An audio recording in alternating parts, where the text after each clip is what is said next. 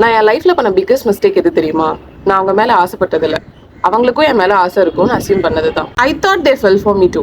Actually இதெல்லாம் எங்க start ஆச்சுன்னா, அவங்க பண்ண ஸ்மைல், அவங்க கொடுத்த அந்த எக்ஸ்ட்ரா கேர், அப்புறம் அந்த லேட் நைட் கால்ஸ், இது எல்லாத்தையும் வச்சு நான் ஒரு கனவு உலகத்தையே கட்டி வச்சிருந்தேன். அவங்க என்கிட்ட நல்லா தான் பேசினாங்க, ஆனா இப்போ நான் ஜஸ்ட் ஃப்ரெண்டுன்னு சொல்றாங்க.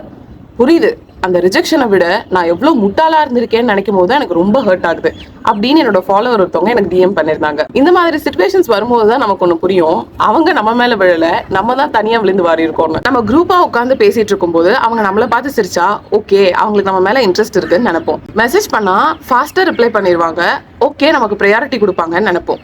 ஆனா அவங்க ஃப்ரீயா இருந்திருக்கலாம். அப்புறம் அந்த லேட் நைட் கால்ஸ்ல அவங்க பர்சனல் ப்ராப்ளம்ஸ் எல்லாம் ஷேர் பண்ணுவாங்க. நம்ம அதை ஸ்பெஷல் கனெக்ஷன் நினைச்சிருப்போம், ஆனா அவங்களுக்கு நீங்க ஒரு சேஃப் பிளேஸா இருந்திருப்பீங்க. இதெல்லாம் நம்ம மனசு லவ்னு நினைச்சிருக்கோம், ஆனா அவங்க ஃப்ரெண்ட்ஷிப்னு சொல்லிட்டு போயிருப்பாங்க. சோ தப்பு யார் மேல?